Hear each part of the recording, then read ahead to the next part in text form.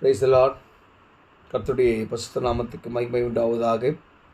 இன்றைய நாள் பொழுதிலே உங்கள் அனைவரும் சந்திப்பதிலே நான் மிகவும் மகிழ்ச்சி கொள்கிறேன். கர்த்தர் உங்களை ஆசீர்வதித்து உங்களையும் உங்கள் குடும்பத்தையும் காக்க கடவர்.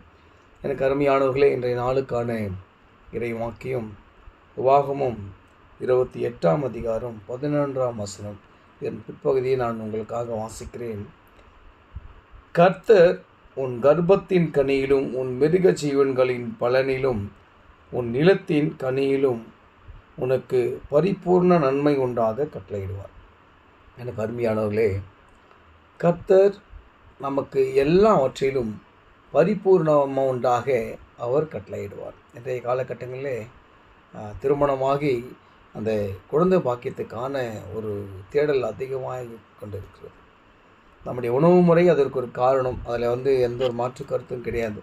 நம்முடைய உணவு முறையை நாம் துரிதமாக்கி கொண்டதினாலே இன்றைய அந்த கர்ப்ப பிறப்பானது மெடிக்கல் ரீதியாக தான் அநேகருக்கு பாசிபிள் அது நடந்து கொண்டிருக்கிறது.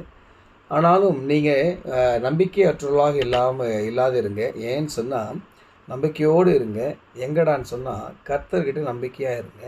கர்த்தர் உன் கர்ப்பத்தின் கனியில் உன் கனியிலும் உன் மிருக ஜீவன்களிலும் உன் நிலத்தின் கனியிலும் உனக்கு பரிபூர்ணம் உண்டாக செய்வார்.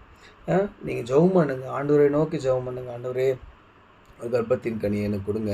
இல்லை நான் ஆண்டவரே ஒரு பயிரிட போகிறேன், இல்லையா நெல் விதைக்க போகிறேன், நாற்று நட போகிறேன்.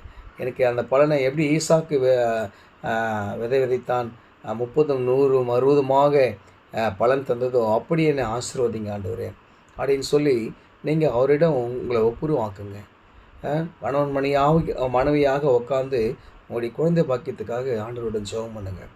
அதுக்கப்புறம் உங்களுக்கு இருக்கிற கடன் பிரச்சனையாக எந்த பிரச்சனையாக இருந்தாலும் உட்காந்து ஜெபம் பண்ணுங்க. ஜெபத்தினால் முடியாத காரியம் ஒன்றுமே இல்லை. ஜெபமே அது மாத்திரம்தான் ஜெயத்தை கொண்டு வரும்.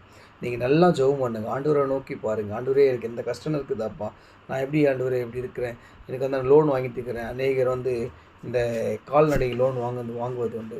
அதை வாங்கின பிறகு நான் மாடு வாங்குவோம், ஆடு வாங்குவோம்.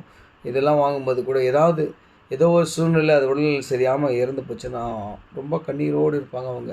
நான் இதை லோன் வாங்கினேன்ப்பா, இது இன்னும் நான் கட்டி கூட முடிக்கல, எனக்கான பலனே இல்லைன்னு சொல்லி அநேகர் சொல்வதை நான் கேட்டிருக்கிறேன்.